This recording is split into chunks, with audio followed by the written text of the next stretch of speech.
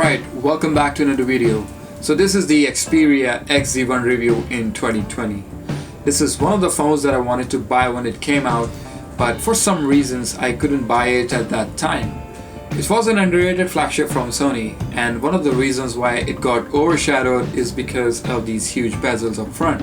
Because at that time, top manufacturers came out with a solution of shrinking down the bezels, while Sony decided to stick with their same old identical design language. It's still a good looking phone, and the build quality is fantastic.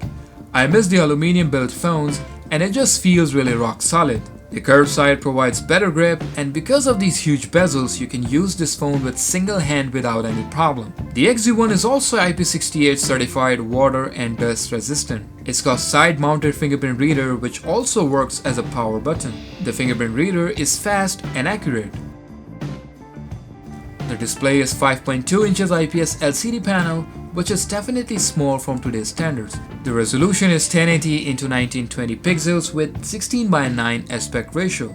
The screen is really sharp and vibrant. There are 3 different contrast and color modes. If you like natural colors, you can stick with the professional mode for accurate colors. And if you're switching from the AMOLED screen phone and you like saturated colors, you can switch to the standard mode. There's also a super aggressive vivid mode, which is my least favorite of the 3, as the colors feel overly saturated and the heavy amount of contrast made content either look unnatural or overly dark. It's got 64GB built-in storage, which is expandable via microSD card slot, 4GB of RAM, Snapdragon 835 chipset and Adreno 540 GPU. 2017 flagship specs, and it still does quite well. The performance is still really good. Only the app launching animation feels slow, but scrolling on social media applications, multitasking and switching between the apps is a smooth experience. It can also run heavy games like Call of Duty and PUBG at higher settings without any lag. And gamers gonna love its dual front-firing speakers for better hearing.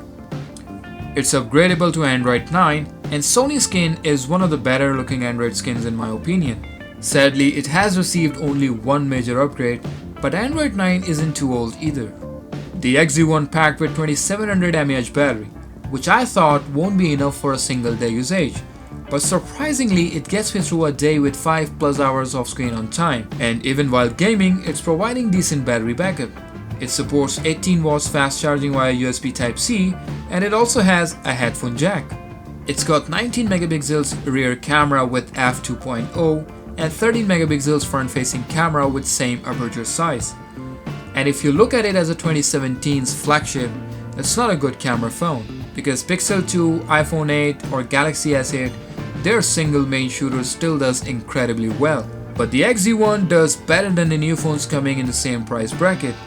Now don't get me wrong, the Pixel 2, iPhone 8 and Galaxy S8, these are over $200 phones, while this phone, I bought it for 22,000 PKR, around $140 which is a budget price category, and considering its current price, its camera still does way better than the new budget phones.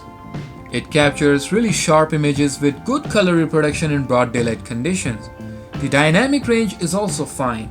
The autofocus is slow, and tapping screen to focus a particular object also shifts the brightness significantly, which is annoying, and due to its small aperture size and lack of OIS, it struggles to capture a good photo in low light conditions. The front-facing camera is impressive and it captures really high quality selfies.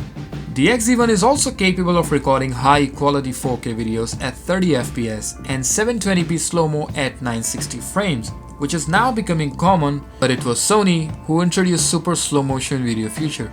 So should you buy this phone in the year 2020?